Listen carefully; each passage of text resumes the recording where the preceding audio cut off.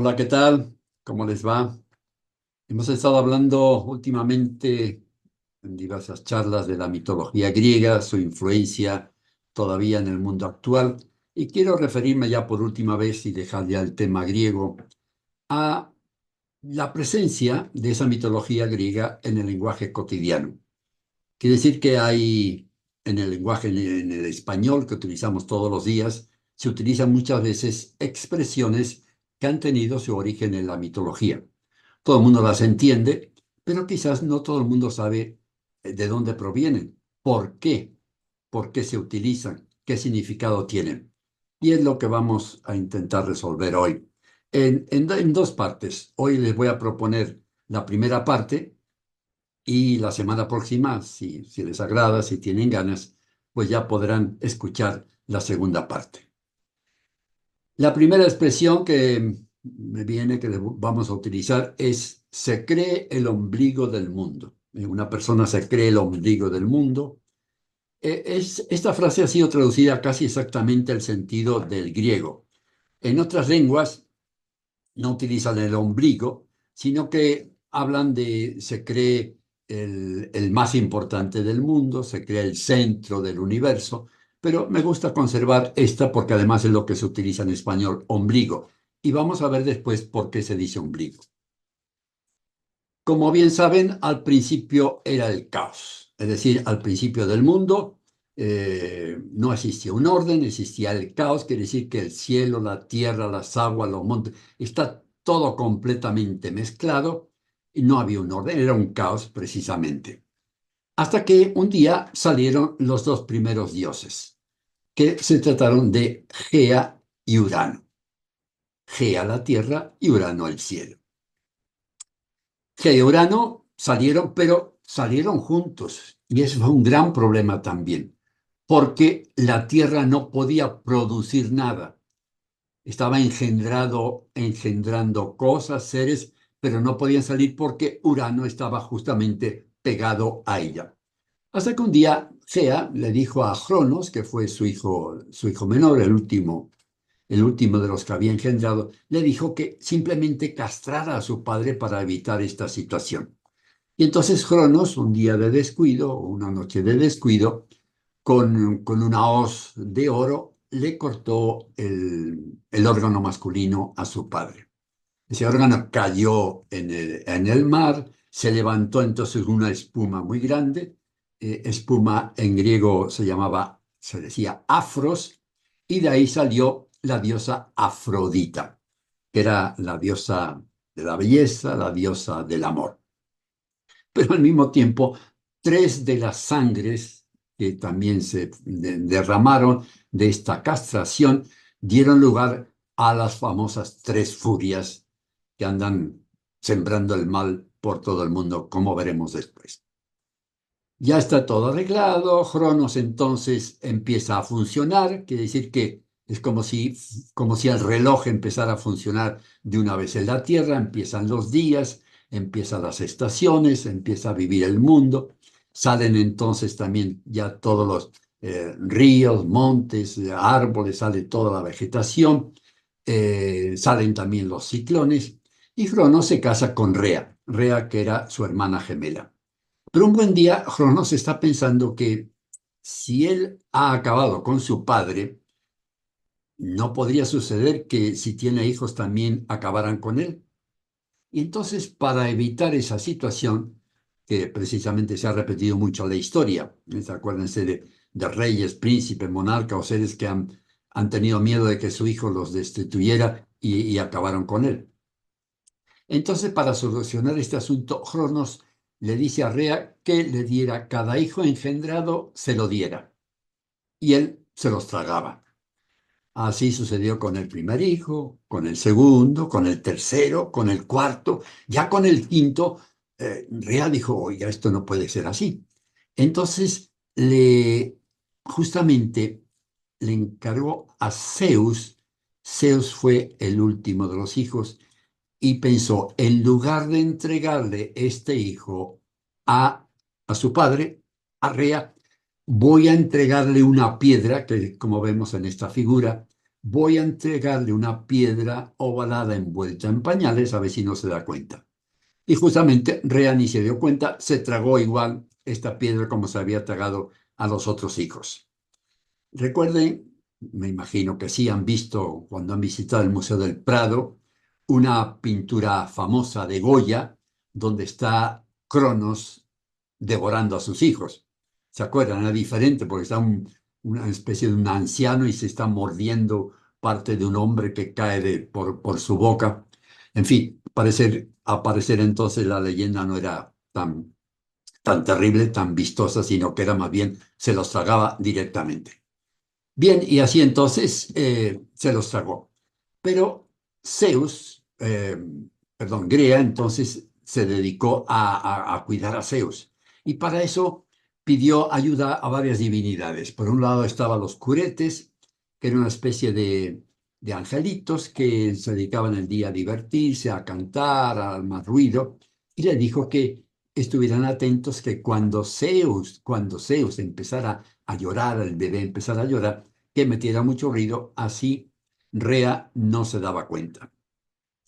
Por otro lado, Amaltea, que era una ninfa, le encargó entonces el cuidado de Zeus. Y para eso, allá en un monte, en Creta, buscó en un monte una caverna y ahí colocó a Zeus, a Amaltea, para que lo fuera cuidando. Y también le encargó una cabra famosa, poderosa, para que alimentara a Zeus. Así que todo fue muy bien y el Zeus, el niño joven, creció felizmente. Ya de mayor, justamente Zeus agradeció a Maltea los cuidados que había tenido con él cuando era bebé y le dijo que sacó un cuerno a esta cabra famosa, le sacó un cuerno y le dijo a Maltea que le pidiera lo que quisiera de los frutos de la tierra, que ese cuerno se lo concedería. Y de ahí, como se pueden imaginar, surgió el cuerno de la abundancia. Por otro lado, Zeus estaba preocupado por sus hermanos. Entonces llamó a una pitonisa y le dijo que le preparara una pócima especial para darle a su padre Rea. En un momento de descuido con otras bebidas se la metió en medio, Rea se la tomó, perdón, Cronos se la tomó y empezó a vomitar a los hijos. Así es que salió Estea, que iba a ser la diosa del hogar, salió Demeter, la diosa de la naturaleza, salió Hera, que iba a ser la hermana de Zeus, salió Hades, el dios de los infiernos, salió Poseidón, el dios del mar, y después estaba Zeus. Son esos 6 hijos de Cronos, que son los dioses del Olimpo. Así que cuando oigan hablar de dioses del Olimpo, son estos primeros hijos de Cronos y Rea. Todo empezó entonces a hacer bien, pero lo primero que salió no fue un hijo, sino que fue justamente la piedra que le había dado Rea a Cronos en lugar de Zeus. Así que Zeus tomó esta piedra ovalada, le puso el nombre de ónfalo, que significa ombligo, y tomó 2 águilas. Un águila fue al extremo izquierdo, la echó al aire, el otro fue al otro extremo, la echó al aire, salieron de oriente y occidente, fueron dando la vuelta al mundo y el lugar donde se encontraran fue justamente en Delfos. Y ahí Zeus tomó el ónfalo y lo colocó en Delfos, y desde entonces Delfos fue el ombligo del mundo. Quiere decir que fue el centro cósmico para los griegos, o sea, el centro que unía los cielos, los infiernos y la tierra. Como saben, después ahí se crearon muchos homenajes a dioses y entre todos ellos el más importante fue el Apolo en Delfos, donde iba la gente de toda Grecia para pedir al oráculo que les adivinara el futuro. Aquí tienen la imagen de Botticelli, la famosa pintura de Botticelli, donde está Afros, entonces el fruto del órgano masculino, del tiempo, afros que significa, como dijimos, ahí están las burbujas de donde salieron, pero también están las tres erinias, que se llamaba en griego, pero realmente después con los romanos se le pusieron el nombre de furias, furias de furor. Así que cuando uno se enfurece es porque está impulsado por estas furias que están difundiendo la violencia, la discordia, la venganza por el mundo. Así que ya saben, cuando ven a alguien furioso ya saben por qué, de dónde les viene eso. Otra de las historias antiguas que se utilizan todavía hoy día es la de Narciso, creerse un narciso, ser un narcisista. Todo el mundo sabe un poco la historia de Narciso, sí, Cristo se enamoró de sí mismo y no pudo con ella y falleció. Pero quizás lo que no se sepa también es qué parte tuvo en esta historia Eco. Eco, que vamos a explicarlo ahora.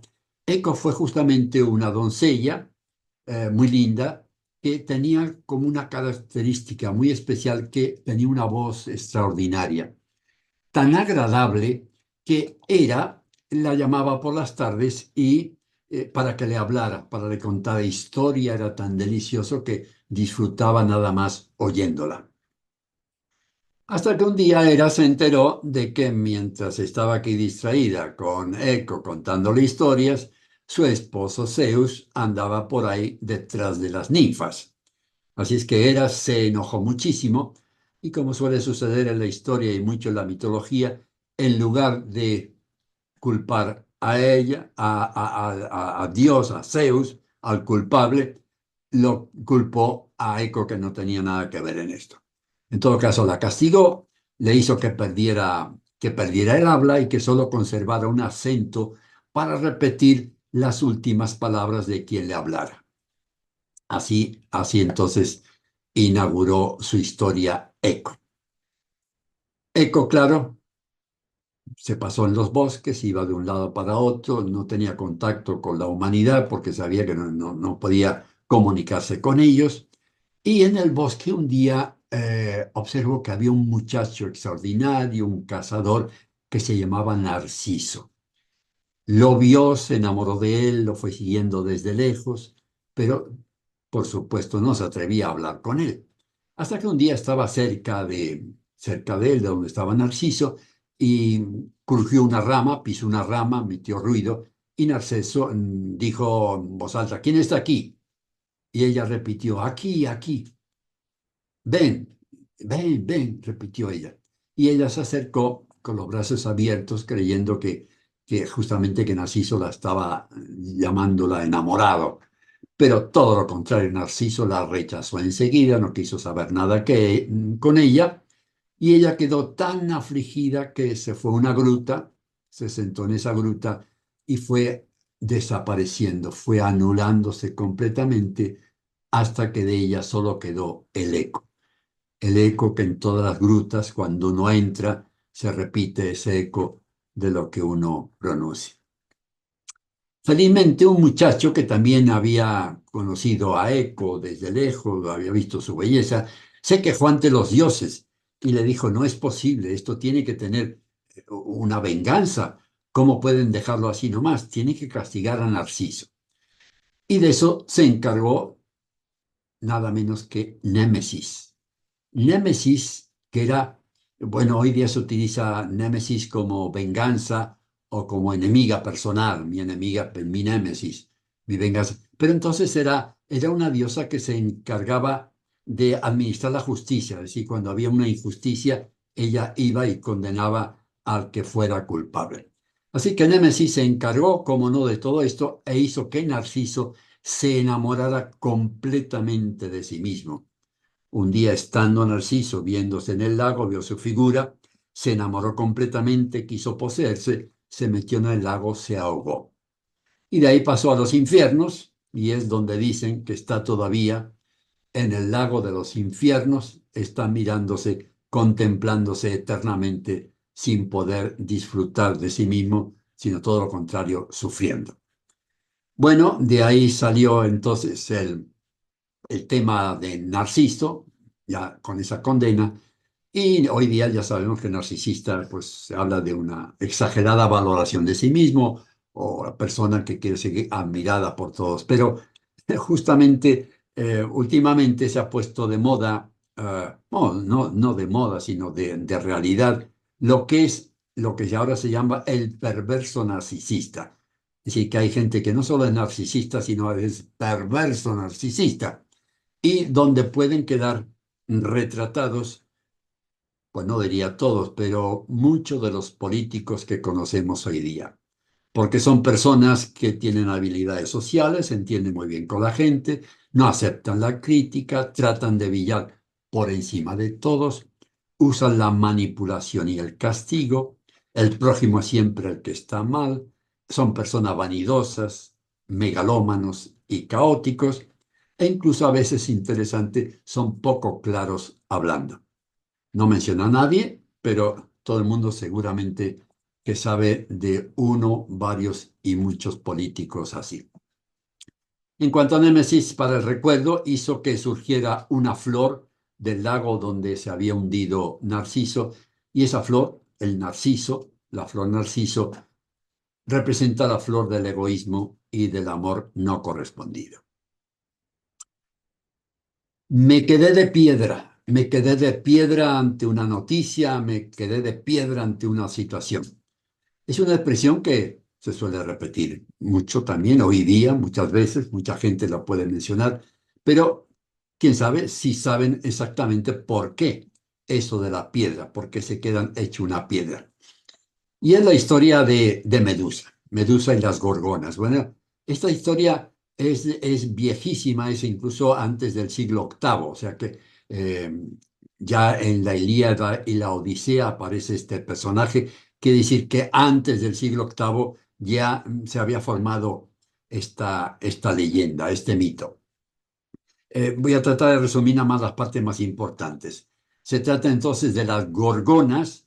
Las gorgonas eran tres: Estete, Euríale y sobre todo la Medusa, que son hijas de un dios de los profundos de los mares, y eran las que extendían por la tierra porque eran sombrías, feroces y terribles. Eso es lo que gorgona significa, eso, algo sombrío, feroz y terrible.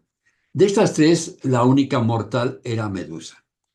Y justamente Medusa tuvo una historia al principio muy bella, porque parecía que era una linda mujer, una hermosa mujer, que tenía un pelo extraordinario y unos ojos maravillosos.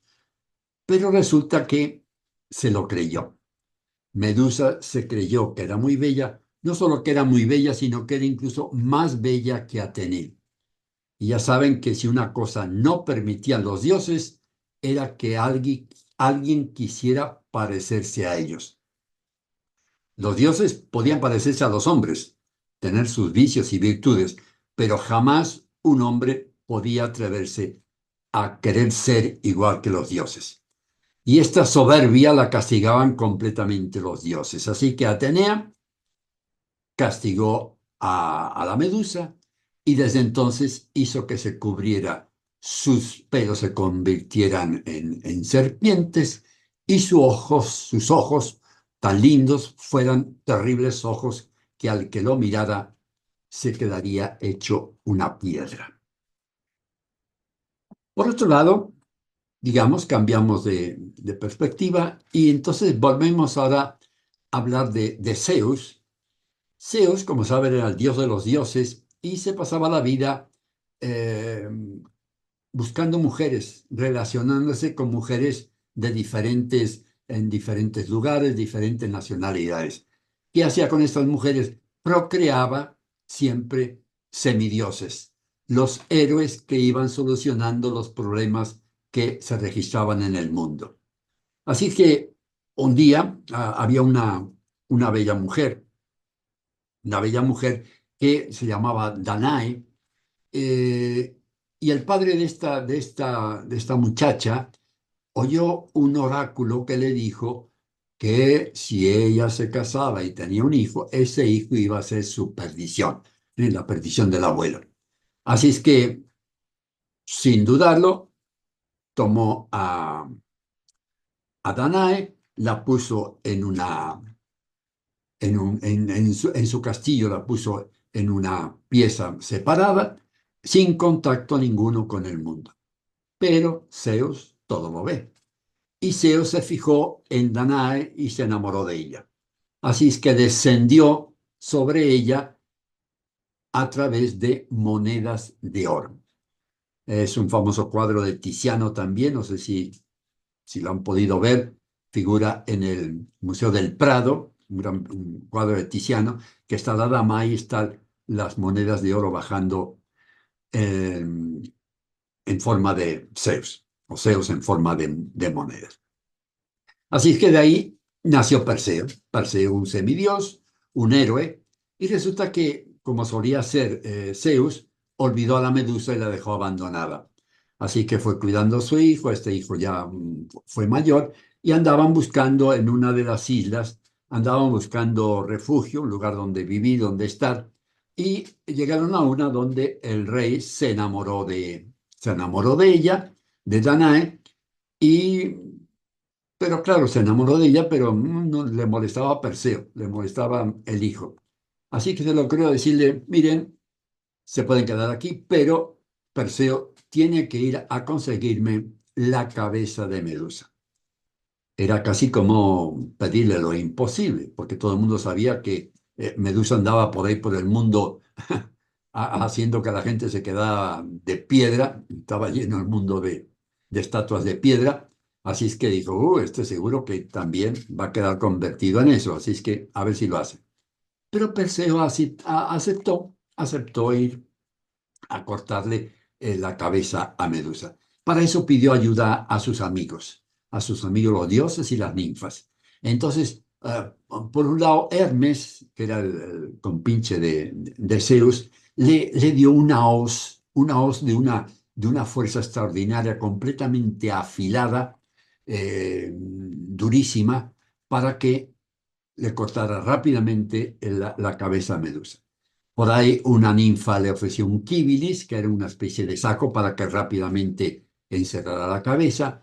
Otra le ofreció unas sandalias rápidas, veloces, para que desapareciera del lugar. Y el dios del Hades le ofreció un gorro de la invisibilidad. Se imagina que con esto iba perfecto, con esta parafernalia, a cualquier cosa.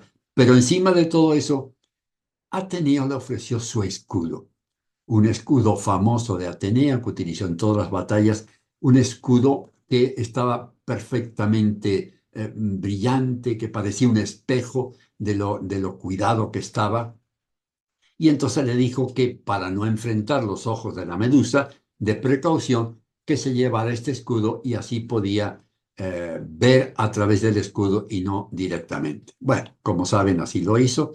Una de las noches que estaban las tres gorgonas dormidas, apareció entonces Perseo, le cortó la cabeza, rápidamente la metió en el kíbilis y oyeron el ruido las dos hermanas y se levantaron rápidamente, pero él se puso el gorro de la invisibilidad y con las sandalias veloces salió huyendo de allí. Y lo que hizo fue justamente entregarle esta medusa decapitada, entregársela a Atenea, a su gran protectora y amiga. Atenea no despreció esta cabeza, o sea, no la tiró, no la abandonó, no la enterró, sino que la puso en su escudo. Como ven aquí al lado, ya desde siempre, desde ese momento, Atenea siempre aparecía con la imagen de la medusa en su escudo. Es lo que después le pusieron el nombre ahí, el Gorgoneion. De las gorgonas, el Gorgoneion, o protector de las gorgonas. No solo eso, sino que además, de esta manera, Atenea empezó una moda, y era la moda de utilizar estas gorgonas protectoras. Dice en antropología que estas procuraban un efecto apotropaico. Esta terrible palabra griega, apotropaico, significa simplemente que aleja el mal.